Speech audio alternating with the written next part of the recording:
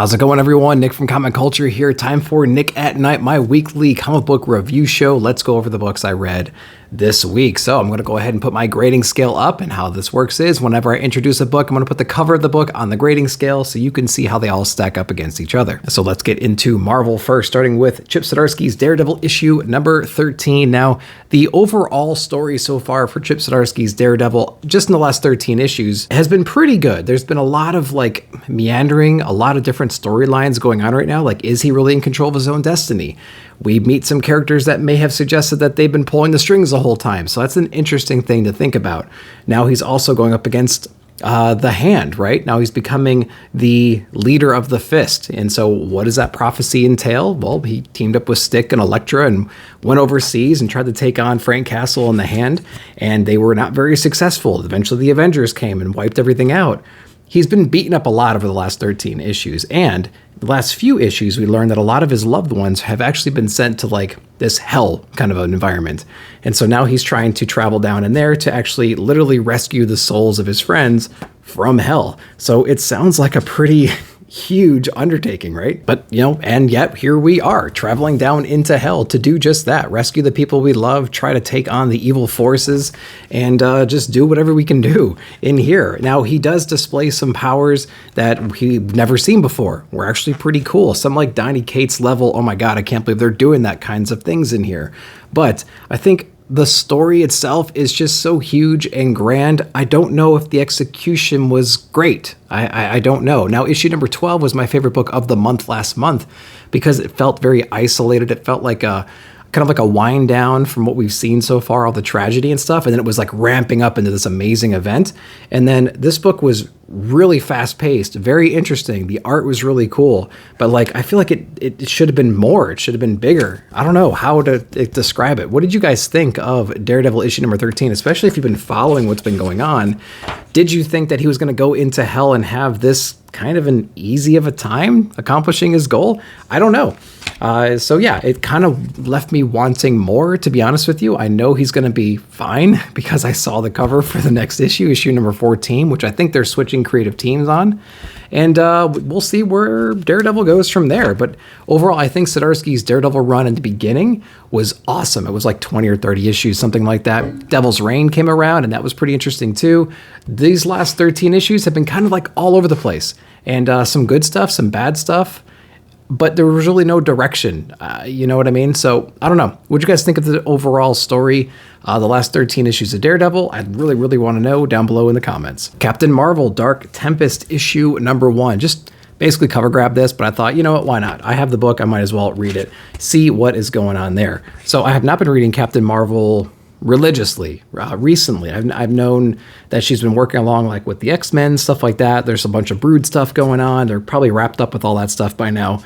So I wanted to see, what does Dark Tempest have in store for us? And, I got to say, right off the bat, the art's not bad. There's some local stuff that she's dealing with at the moment, some kind of storm coming in, blowing some boats around. She's saving some boats from being destroyed. But the overall bigger picture thing right here is we have the birth of basically a new villain from my perspective.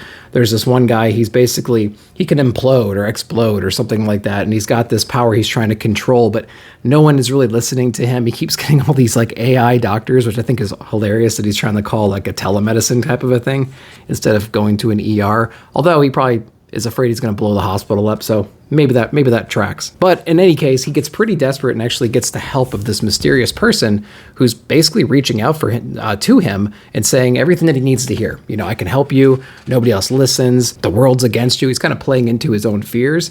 And so that was an interesting thing to try to unravel and to really kind of think about. But then we have Captain Marvel teaming up with Spider-Woman and going basically to this university to talk to these kids about whatever, you know what I mean? And all these kids are just awful. They're talking about all these social issues and world issues and things like that and how disgusted they are. And some of the kids are even saying stuff like, we're just going to sit back because the world's kind of screwed anyways, but it goes against their core principles to sit back because they weren't raised that way.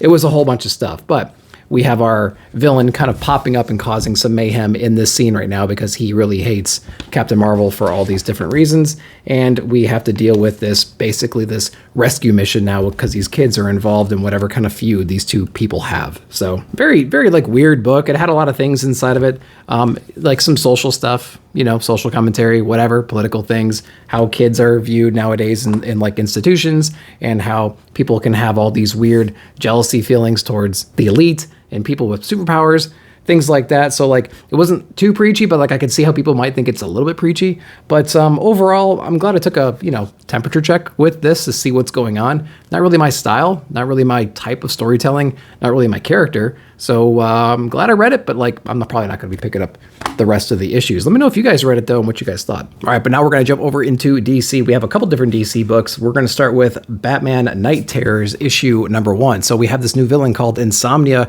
invading the dreams and lives of all of our heroes and villains. As you may have noticed on New Comic Book Day, we had tons and tons of Night Terror stuff hitting the shelves, and we're going to for the next month or two probably going forward. So I hope you weren't enjoying your DC books as of late, because it's going to be interrupted by this event for the next month or so.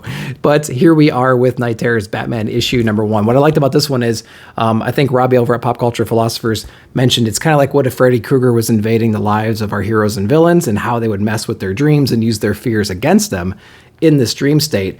Very, very true. Good analysis of that. But I love the Batman one just because, you know, Batman's conquered a lot of his fears in the past. You really can't use his parents' death or Alfred's death against him in any kind of emotional way.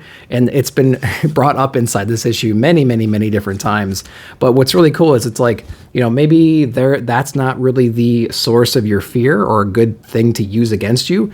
Maybe we need to keep digging. Maybe there's other stuff in your life that we can actually use against you, and it would be a little bit more productive. Right? And so this villain's really kind of going everywhere, kind of even suggesting that Batman is pulling these fears out of himself, and it's not really the villain doing that. So he brings in Catwoman, he brings in the different Robins, he brings in his parents and Alfred and all this stuff. And he, you know, brings in Joe Chill and things like that. So it's a pretty interesting book.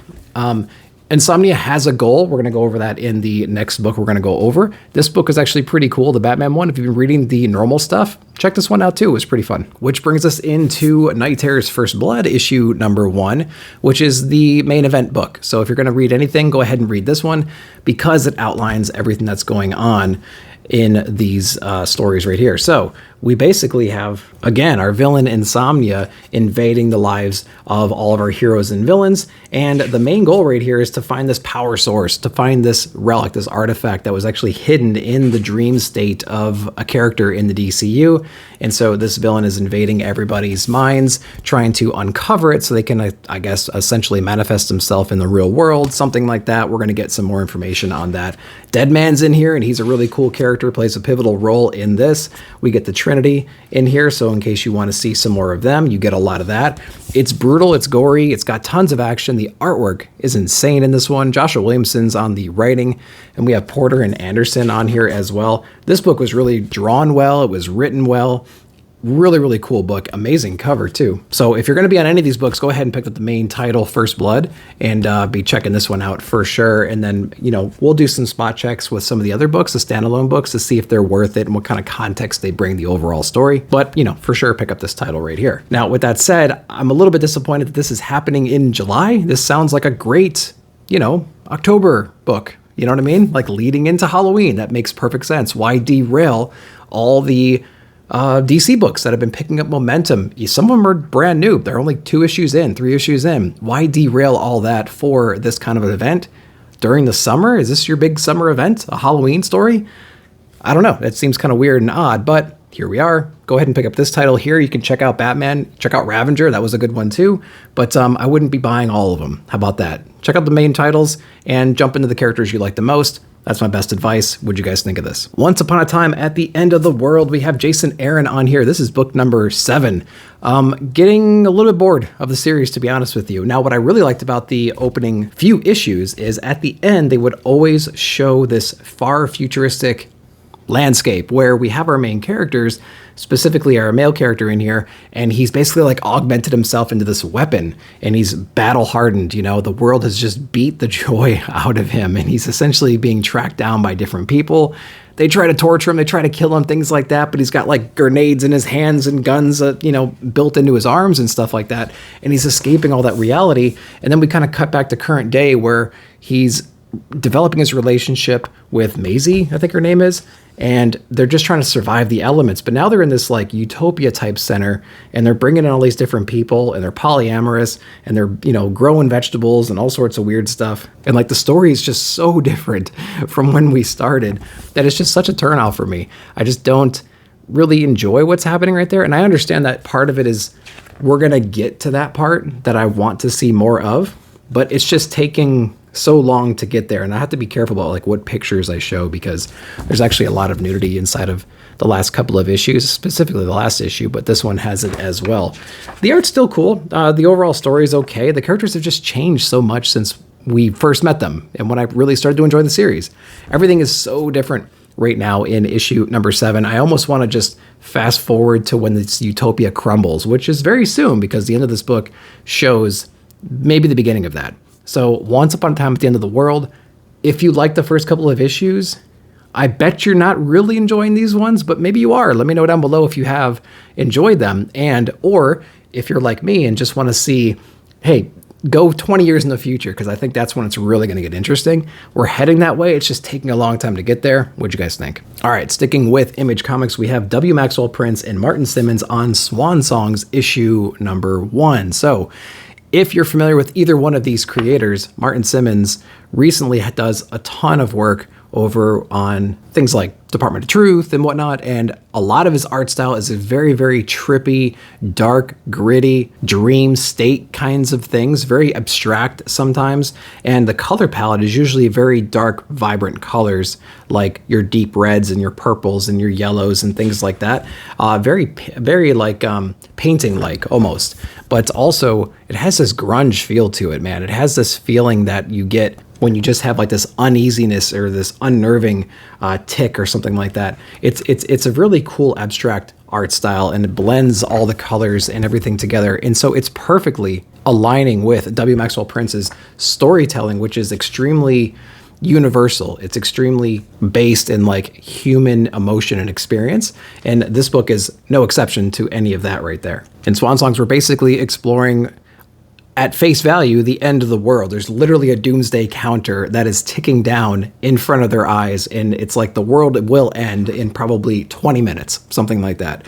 So what are people doing in that last 20 minutes? Well, we have like riots going on. We have people just, doing drugs, getting high, stealing from people, all this stuff. But this book right here is focusing on two characters specifically. We have this mother who's actually terminally ill, and she presumably will die any minute now. And she's actually having a conversation or a visit in the hospital from her son, who's, reading magazines to her, things like that. And when they actually run out of reading material, which she enjoys a lot, he leaves the room and goes on this little quest to find more material and get back in time before this doomsday counter goes off. And so this book is really about all the experiences that he has while on this little mini journey, the different people he runs into, how the different people are taking in the end of the world, this doomsday clock countdown. And we get to see how destroyed the world is already and how panicked people are and how basically the entire infrastructure is shut down in light of what's going on right now. So of course there's maybe a lot of parallels that people can draw between,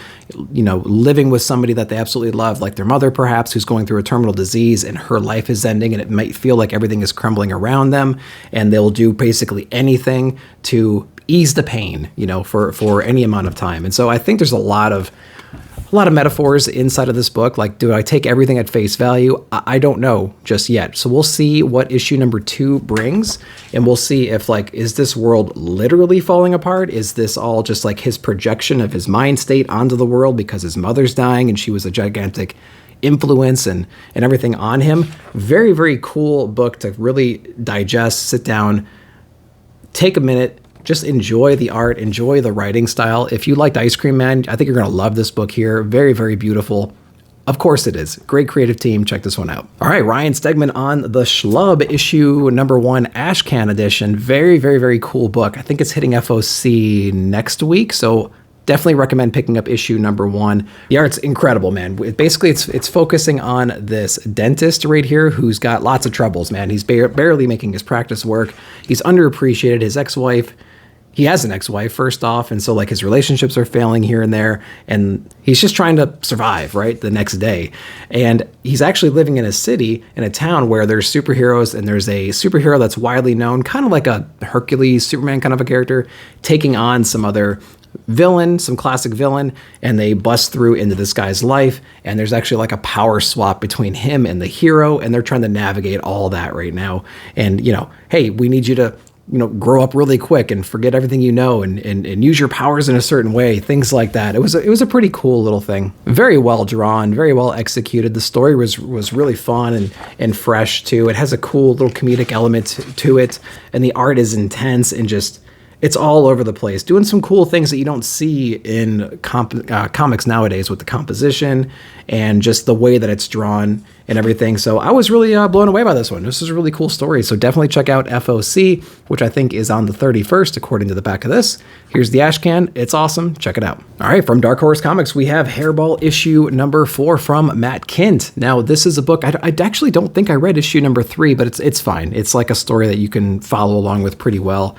With me having read the first couple of issues. We basically have this family, I believe it's a foster family. There's this young girl growing up in this very destructive relationship with the foster parents. Foster parents are always at each other, and there's it's just kind of like a sad scene, and there's a therapist involved, and we get to hear a lot of the kids' thoughts about the parents and things like that.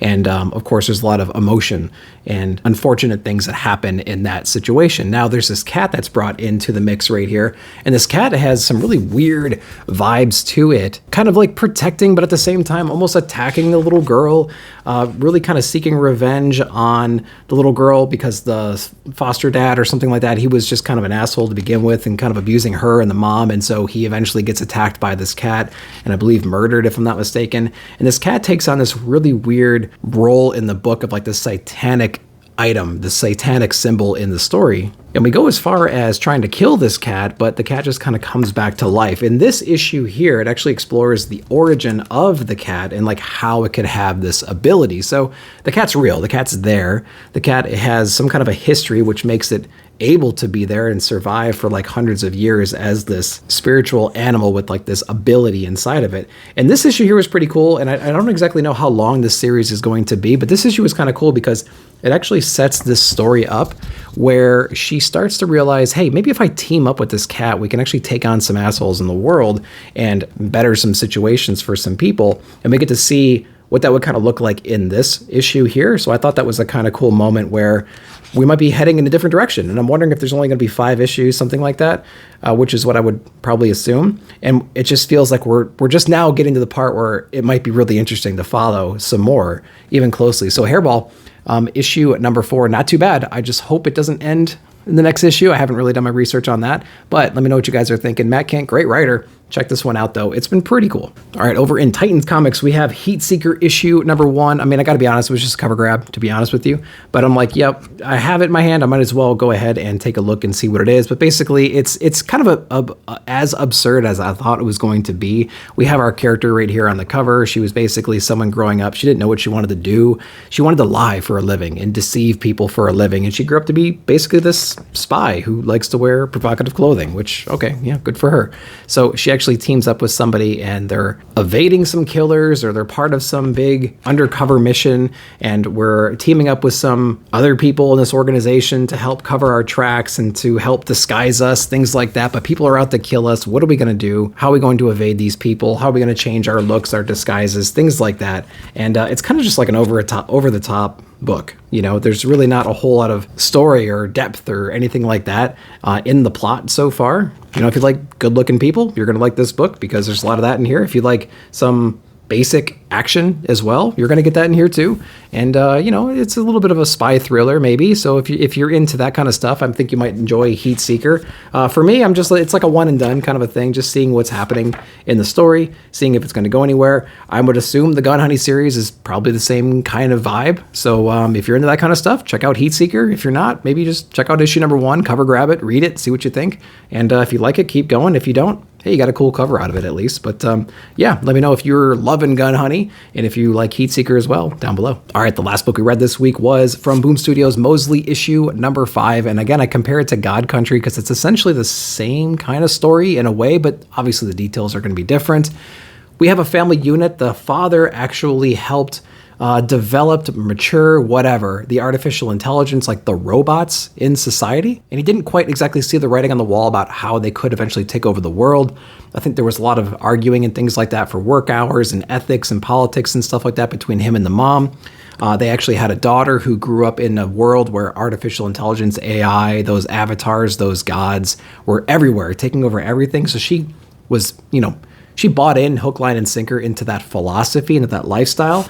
And so now that it's basically taken over everything, we have this rift between the parents who, couldn't quite sync up on their ideologies. And then we have a daughter kind of growing up in a whole different world than the parents. And we're in a situation now where the father was actually imbued with some kind of magical abilities from this like anti-avatar of the current state. And it's his job now to go around killing this entity from basically taking over the entire world. And he's trying to bring the whole family into this and trying to show his daughter, hey, this is not a path you want to go down. All this stuff is evil and corrupting you and you have no idea. Mom gets brought back in because now she sees dad taking initiative, trying to redeem himself from past actions, things like that. So it's a pretty cool way of bringing the family back together. So I did like that a lot. The other strong thing in this series was the art. The art has been incredible through the entire series.